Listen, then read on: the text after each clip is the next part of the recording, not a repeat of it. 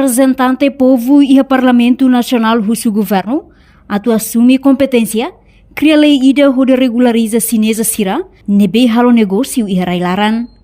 Questão ni hato Russo deputado Domingos Augusto Dekker ba jornalista sira relaciona holorn invasão Indonésia mai Timor-Leste nebe tinane badala 50 ona mai be negócio ekonomi e railaran na kono ho sinesa det.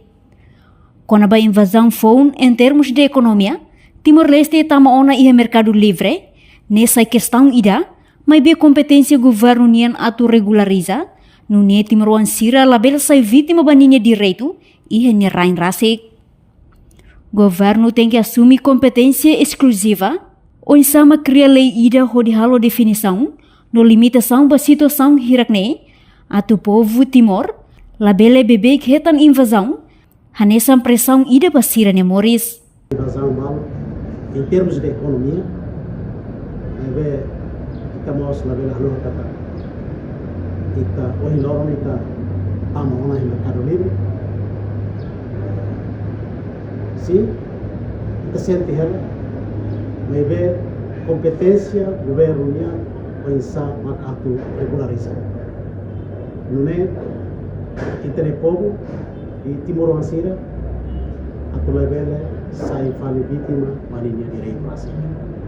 Daí questão de o governo de uma competência exclusiva atau pensar ele e a lei ou de halo definição ou limitação kata atau povo ne labele